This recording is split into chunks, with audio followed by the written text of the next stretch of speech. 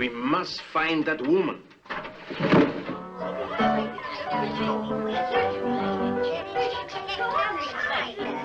Yes, here's another good one to start on. Elective childhood and factory manhood. Oh, sounds fun. You know, Mr. Tucker? Oh, it's my barrel, man. My hand. I'm sorry. But this is fantastic, Strangelove. How can it be triggered automatically? When you merely wish to bury bombs, there's no limit to the size.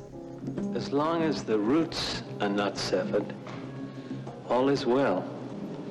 And all will be well in the garden. It's amazing to think it's 40 years ago that we lost the incredible talent that was Peter Sellers. He was undoubtedly a comic genius, widely regarded as one of the best comic actors ever to appear on the silver screen. Yes, he had his demons, and certainly in his career he turned out some turkeys, but he made some astonishing films. And it's that talent that we're going to celebrate today. We're going to look at the 5 key films, in our opinion at least, the landmark films that helped define the career of Peter Sellers. Alec Guinness triumphantly outdoes his laughter-loaded leadership of the Lavender Hill Mob as he involves his gruesome gang of ladykillers in the season's most uproarious escapade.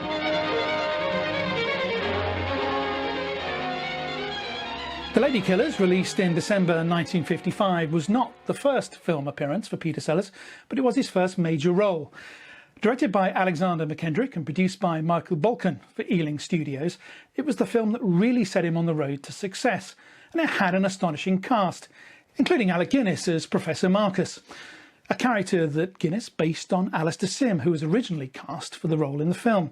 Cecil Parker as Major Claude Courtney, Herbert Lom as the cruel international criminal Louis Harvey, and Peter Sellers, of course, as Harry Robinson.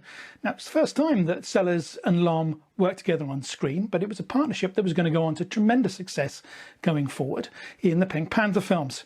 Also in the cast was Danny Green as the punch-drunk boxer One Round Lawson, and Jack Warner turned up as the superintendent at the police station, as well as Frankie Howard as the Barrow Boy. But the big star of the cast was Katie Johnson as Mrs. Louisa Wilberforce, a wonderful character, a widow who lives in this rickety old house just above the entrance tunnel to King's Cross Station. The film was written by William Rose, who claimed that one night he dreamt the entire story, and all he had to do was wake up in the morning and write it all down. The story starts when Professor Marcus knocks on Mrs. Wilberforce's door looking for rooms to rent. They're planning a security van robbery at King's Cross Station, and as a cover, they're posing as an amateur string quintet. The film's certainly very highly regarded. It's got a very unique 100% rating on Rotten Tomatoes, and the BFI in a recent poll put it up as the 13th greatest British film of all time.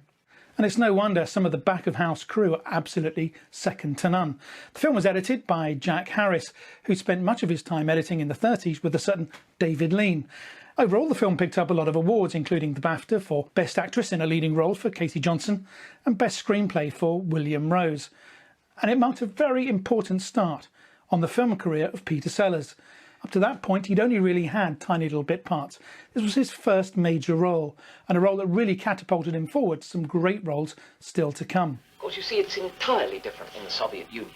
There they are all working for the same thing. It is a classless society. Here, you've got to watch them. That is why the workers have to stand solid. Yes, they struck me as being pretty solid. I'm All Right, Jack, released in 1959, is a satire of British industrial relations, written and directed by the wonderful Bolting brothers. It was a huge success for them and for Peter. He won the BAFTA for Best Actor in a Leading Role for his portrayal of Fred Kite, the union leader. And it was a part that led him to the attention of Hollywood, making a huge impact on his career. The story centres around the rather inept Stanley Windrush, played by Ian Carmichael, who's struggling to find a job after leaving university. He's persuaded to take an unskilled job at a missile factory owned by his uncle, where he's taken in by Fred, the shop steward. His daughter, played by Liz Fraser, catches Stanley's eye and they begin to date. Stanley's work at the factory gets very suspicious to his workmates because he's too enthusiastic. Unbeknown to them, behind the scenes, Terry Thomas, who's playing Major Hitchcock, the personnel manager, is asked to take on a time and motion study, Waters, played by John Le Mesurier.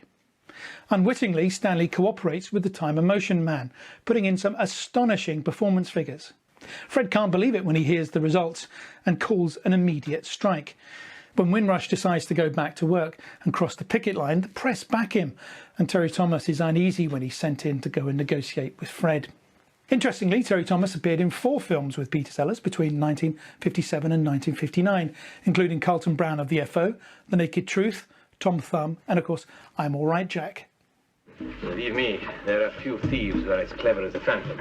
Each theft is completely different and unique, classic in its conception. However, there is one other duplication, but that is his trademark, his calling card, so to speak. He always leaves a white monogrammed glove. Sounds terribly theatrical. You know, Your Highness, if I were the Phantom, I'd have chosen my victim already. The Pink Panther, released in 1964, is directed by Blake Edwards, and it's the first time that we see Peter play the wonderful character of Inspector Clouseau, and it marks the start of the incredible Pink Panther film franchise. The cast includes David Niven as Sir Charles Lytton, Robert Wagner turns up as George Lytton, Sir Charles's nephew, and Capucine is Simone Clouseau, who happens to be having an affair with Sir Charles Lytton. Claudia Cardinal is Princess Darla, and Colin Gordon turns up as Tucker. The Pink Panther is actually the world's largest diamond, and it gets its name because if you look really closely inside, you see the light flickering, and it resembles the shape of a panther that's pink that happens to be dancing in the light. Princess Darla, now living in exile, decides to go on holiday to Cortina and takes the diamond with her. Notorious jewel thief Sir Charles Lytton, played by Niven, heads off to Cortina and attempt to steal the diamond. Fearing the theft, Clouseau heads out to Cortina as well, and the chaos that is the Pink Panther, the wonderful humour and chaos that is the Pink Panther ensues. Niven based the character on Raffles, who had played in a film in 1939. Interestingly, Peter Ustinov was down to play Inspector Clouseau first time round, but he dropped out after Ava Gardner, who was going to play Clouseau's wife, also dropped from the film. It's then that Blake decided to offer the role to Peter. Originally, this was a vehicle for Niven, and he was down as the star. But Blake was doing improvised scenes with Peter for Inspector Clouseau, and the character was really coming on. And soon it became very clear that Clouseau was upstaging Sir Charles Lytton, and Peter Sellers was becoming the star and pushing David Niven into second place. The success of the film was undoubted, and it led to a string of other films and the whole of the Pink Panther franchise. And it was that franchise that really gave Peter his on-screen success. It seems that in between some of those Pink Panther movies, he was making a lot of turkeys. And it was the Pink Panther films that really catapulted him and kept him an international star. Dr. Strangelove. Or How I Learned to Stop Worrying and Love the bomb. A moving picture. Dr. Strangelove, released in 1964, was directed, produced and co-written by Stanley Kubrick. It's a satire of the Cold War, the tensions between the US and Russia, and the fear of nuclear war.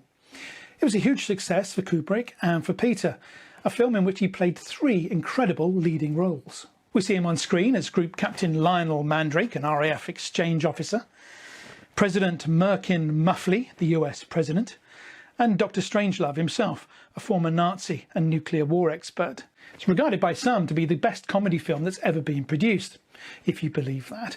It is a great film, though, and a great opportunity for Peter to showcase his fantastic talent. The cast also includes George C. Scott as General Buck Turgidson, the US Air Force Chief of Staff, Sterling Hayden as Brigadier General Jack Ripper, Slim Pickens as Major T.J. King Kong, the B-52 pilot Peter Bull as the Soviet ambassador, Tracy Reed as Miss Scott, who plays General Turgidson's secretary and mistress, as well as Miss Foreign Affairs, the playboy playmate that King Kong is admiring while he's piloting the plane. When Ripper puts the base on alert and orders Plan Attack R, he puts in motion the start of the Third World War. And the story is really around how the US president and his military chiefs try to prevent nuclear Armageddon. Columbia agreed to finance the film, providing Peter played 4 of the leading roles. Now, this is something he'd done before in things like Lolita and The Mouse That Roared. In the end, he only played 3 of those characters because he really struggled with the Texan accent, and in the end, it's a part that went to Shane Rimmer.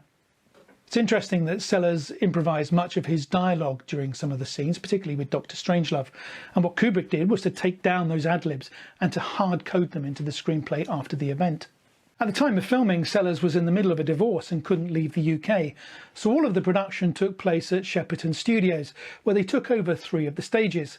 Interestingly, set design was by Ken Adam, who'd just finished making Dr. No. Some of the incredible sets included the Pentagon War Room with its huge circular table. Kubrick had it covered in green baize, not that you could see it in the black and white, really to kind of reinforce to the actors that they were playing some kind of game of poker for the fate of the world. There's an interesting story around the ending of the film, which was originally intended as a custard pie fight in the Pentagon War Room. Now, Kubrick clearly thought this was totally inappropriate and cut it from the film. And now what we have is Strangelove getting out of his wheelchair, declaring that he can walk, cutting to a nuclear explosion, and hearing Dame Vera Lynn singing "We'll Meet Again." It's quite a classic ending, and perhaps I think a better ending than loads of custard pies flying all over the place. I can't write. I heard he speaks 8 languages. I can't read. I like to watch TV. I think the film that shows Peter's incredible talent and his ability as an actor was his penultimate film, Being There, released in 1979. Directed by Hal Ashby, I think it was Peter's favourite film, and he was nominated for Oscar for Best Actor in a Leading Role. An Oscar he didn't get, but I think thoroughly deserved. The film centres around Chance, a gardener who's working for a wealthy man in Washington and lives in his house, and he only ever sees what's going on in the outside world through television. He tends the garden every day and never really goes outside. But when the old man dies and the house is sold, he has to move on, and he ends up wandering the streets. He stops, looks inside a shop window where there's TVs playing and a video camera, and he sees himself on the screen. Astonished, he starts to step back to see himself better on that telly, and as he steps into the road, he's clipped by a limousine. Happens to be owned by business mogul Ben Rand. Ben Rand's wife, Eve, asks Chance what his name is. He says, "I'm Chance, the gardener." She mishears and puts him down as Chancey Gardner, and that's how he kind of gets the name. He goes back to the house and is spending time recovering. Rand admires him. He's finding that Chancey Gardner's comments are rather direct, wise and insightful. He's introduced to the Washington set and ultimately to the president. They take his innocence and his seemingly wise view of the world as intelligence, as he's using gardening analogies to try and explain complex issues. Rand dies towards the end of the film, and the president is delivering the eulogy at his funeral. And as the pallbearers are carrying the coffin towards the mausoleum, they're speculating on who the successor to the president ought to be, and they think it should be Chancey Gardner.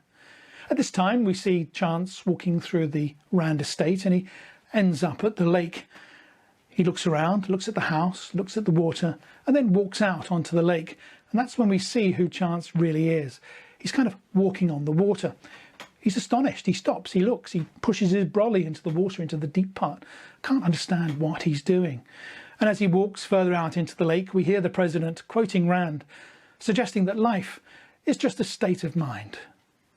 Being There was a huge hit for Peter in many ways, a tremendous film that kind of showcased his incredible talent, great at the box office and attracting incredible critical praise. Peter's final film was the fiendish plot of Dr. Fu Manchu, which was playing at cinemas in London as he fought for his life at the Middlesex Hospital back in 1980. It's probably not the best epitaph, great film all the same, a nice little comedy, but not the best showcase for Peter's talent. I think that's got to be Being There. It was a film he was passionate about and a film he was very proud of, a film he was very good in, and he certainly deserved the Oscar, although that was certainly not to be in the end. Regarded by many as a comic genius, his film career certainly had many highs, quite a few lows too, often seen as very difficult to work with, and he certainly had his demons, especially in his private life. But on his day, on the big screen, there was nothing to beat him. From some of those British comedies that he often derided, to the side-splitting laughter of Inspector Clouseau, he was wonderful. He's earned and maintains, even now 40 years on, a very special place in our hearts. The wonderful Peter Sellers.